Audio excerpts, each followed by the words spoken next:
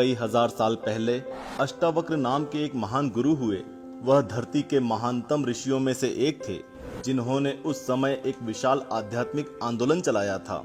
अष्टावक्र के पिता ऋषि कहोल एक ज्ञानी ऋषि थे, जिन्हें शास्त्रों का संपूर्ण ज्ञान था। जब अष्टावक्र अपनी माँ के पेट में थे, तब उनके पिता उनकी माँ को शास्त्रों और वेदों को पढ़कर सुनाते थे, जिससे अष्टावक्र को संपूर्ण ज्ञान जन्म लेने से पहले माँ के पेट में ही हो गया था। अष्टावक्र ने गर्भ में ही ये सारी शिक्षाएं पा ली थी और जन्म लेने से पहले ही माँ की कोख में उन्होंने आत्मा के विभिन्न पहलुओं पर जबरदस्त महारत हासिल कर ली थी। यूं कहें कि अष्टावक्र जन्म लेने से पहले ही अपने पिता से भी ज्यादा ज्ञानी हो गए थे। स्वागत है आपका आस्तिक स्पिरिचुअल सीक्रेट्स में। आज हम अष्टावक्र और राजा जनक, जो कि सीता माँ के पिता थे, उनकी एक सत्य घटना सुनाने जा रहे हैं। इसलिए बने रहिएगा हमारे साथ अंत तक। और हाँ, आगे बढ़ने से पहले वीडियो को अभी लाइक कर लीजिए। एक दिन शास्त्रों का अध्ययन करते समय अष्टावक्र के पिता ने एक गलती कर दी। अजन्मे बच्चे अष्टावक्र ने अपनी माँ की कोख से ही की आवाज निकाली। उसका ये कहना था कि पिता कहोल की बात गलत है और शास्त्रों के विषय में वो जो कह रहे हैं वो सही नहीं है। अपने अजन्मे पुत्र से ऐसी बातें सुनकर उनके पिता को गुस्सा आ गया और उन्होंने बच्चे को 8 अंगों से विकलांग होने का श्राप दे दिया। इस कारण बच्चा शारीरिक रूप से विकलांग पैदा हुआ। उसके दोनों पैर, दोनों हाथ, घुटने, छाती और गर्दन टेढ़े थे। मित्रों, इसीलिए उनका नाम अष्टावक्र पड़ा। अष्ट मतलब 8, वक्र मतलब टेढ़ा, यानी कि जो इंसान 8 जगह से टेढ़ा है। अष्टावक्र 8 तरह के विकारों के साथ जन्मे थे।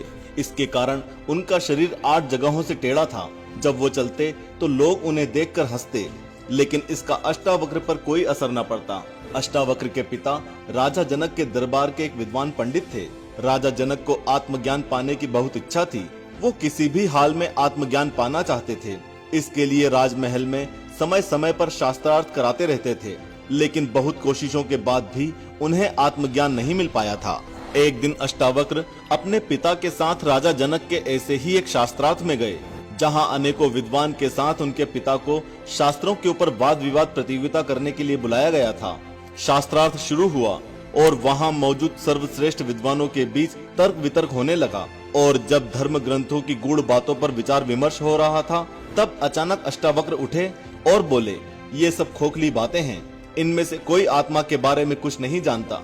ये सब आत्मज्ञान के बारे में बातें तो कर रहे हैं, लेकिन मेरे पिता समेत यहाँ मौजूद कोई भी व्यक्ति आत्मा के बारे में कुछ नहीं जानता और इनसे आपको कुछ नहीं मिलेगा।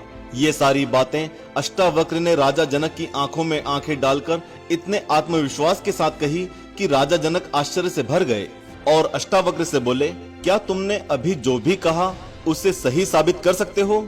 अगर नहीं तो तुम अपना यह विकलांग शरीर भी खो बैठोगे। जवाब में अष्टावक्र ने कहा, जी हाँ, मैं साबित कर सकता हूँ। राजा जनक ने फिर से पूछा, आपके पास मुझे देने के लिए क्या है?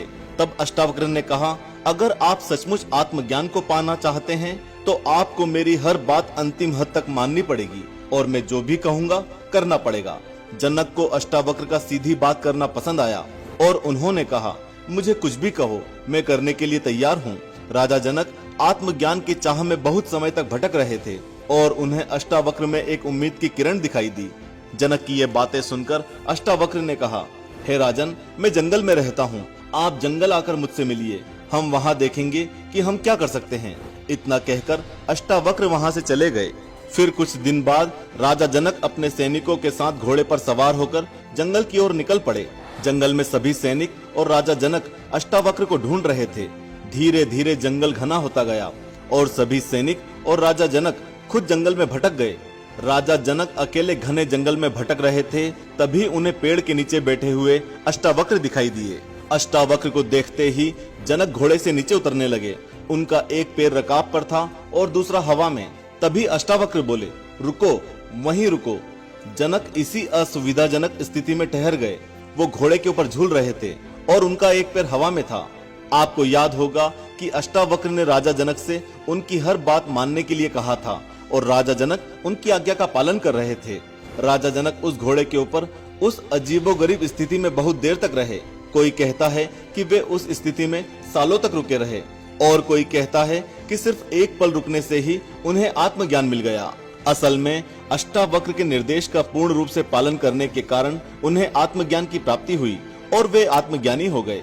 आत्मज्ञान पाने के बाद जनक घोड़े से उतरे और अष्टावक्र के पैरों पर गिर पड़े और अष्टावक्र से बोले, मैं अपने राज्य और महल का क्या करूं?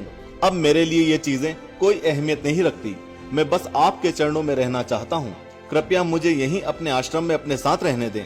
ये सुनकर अष्टावक्र बोले, हे राजन, अब आप आत्मज्ञानी हो गए हैं, इसलिए आपका जीवन आपकी पसंद नापसंद पर निर्भर नहीं करता।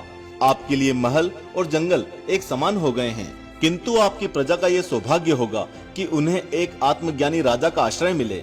इसलिए अपनी प्रजा की भलाई के लिए आप अपने महल लौटकर अपनी प्रजा का कल्याण करें। राजा जनक अष्टावक्र को अपना गुरु स्वीकार कर राजमहल लौट गए और पूरी निष्ठा के साथ अपने राजपाट को चलाया। जनक अपनी जनता के लिए वरदान थे, क्योंकि वह एक पूर्ण आत्मज्ञानी व्यक्ति होते हुए भी राजा का कर्तव्य निभा रहे थे। तो देखा दोस्तों आपने किस तरह एक 8 तरह के विकारों के साथ जन्म लेने वाले बालक अष्टावक्र ने राजा जनक की आंखें खोल दी और उन्हें आत्मज्ञान का बोध कराया।